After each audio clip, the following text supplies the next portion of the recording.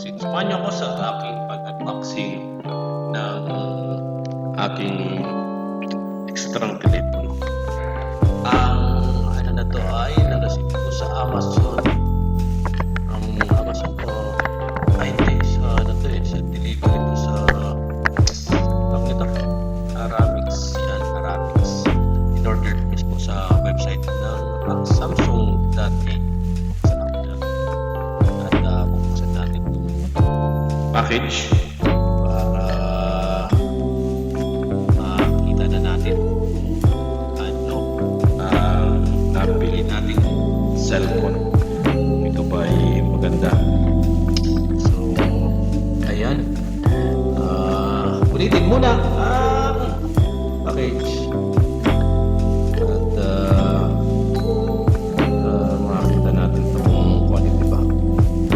At sa mga bago sa ating channel, please salamat sa inyong support at salamat sa inyong panonood. Kung nagustuhan nyo ang video nito, huwag niyong kalimutan mag-subscribe sa ating channel at i-share ito or mag-comment kung inyong gugustuhin. Ayun, ang cellphone ay naka-box pa ulit sa brown na box sa Samsung package. At ito na yung cellphone, Galaxy A165G. So, ano to? Halos kasing size siya ng Samsung Ultra S2.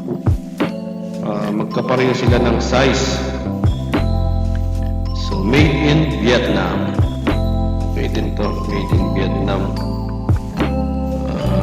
At least na iba naman yung ano. Yan, ginamitan ng cutter para mabuksan ang seal. Kasi sabi, do not accept if seal is broken. Ayan, tadadang! Nabuksan na at covered pa. So, may ano siya. Ito yata yung nandun yung pinaka yung lalagyan ng SIM card saka yung manual. Ayun yung charger, nandun din.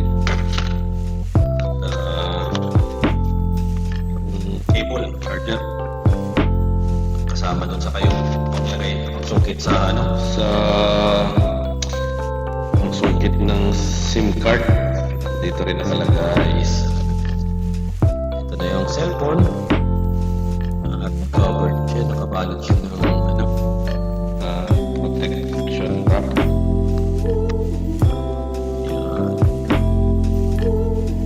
Yan, silip-silip muna. Meron damage o wala? Meron siya. Silyado pa talaga. Fresh from the box. Ayos.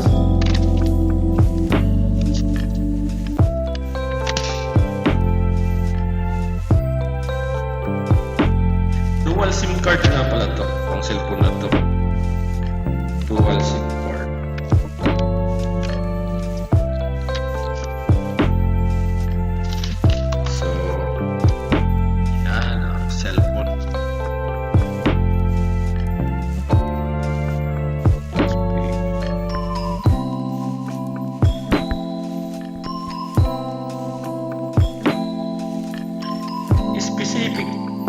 Specific absorption rate or ASR is AR certification information.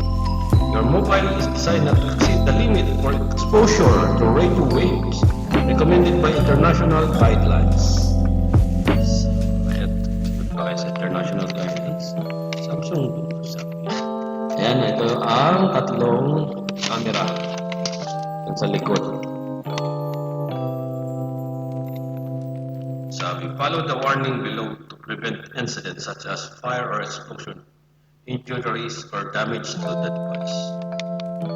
Kasi natin, Samsung Galaxy.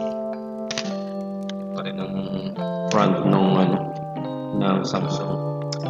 Habang binubuksan natin, magbasa tayo ng manual. Yung Android, powered by Android. Sabi sa manual, follow the warning below to prevent incidents such as fire or explosion, injuries or damage to the device. Welcome! Ayan na, start na. Yan ang Samsung. At for your review, ayan. Sign in lang,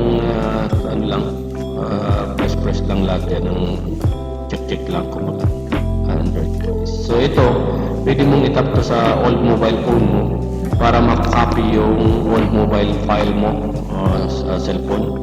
So yun, pwede mong ayan, meron tayong Pro case, yung case na binili, protection, para ilagay sa cellphone nito. Yung aking isang cellphone is military grade, with holster pa.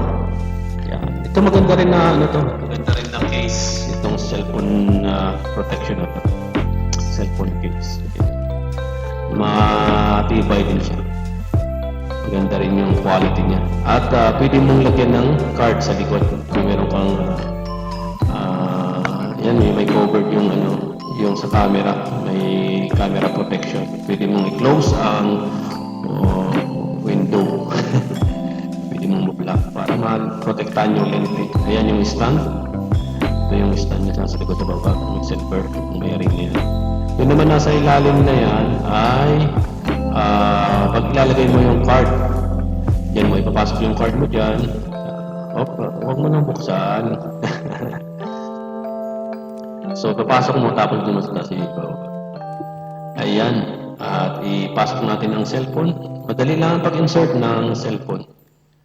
Yan. Insert mo lang siya dyan. Protected na ang iyong cellphone. Diba maganda?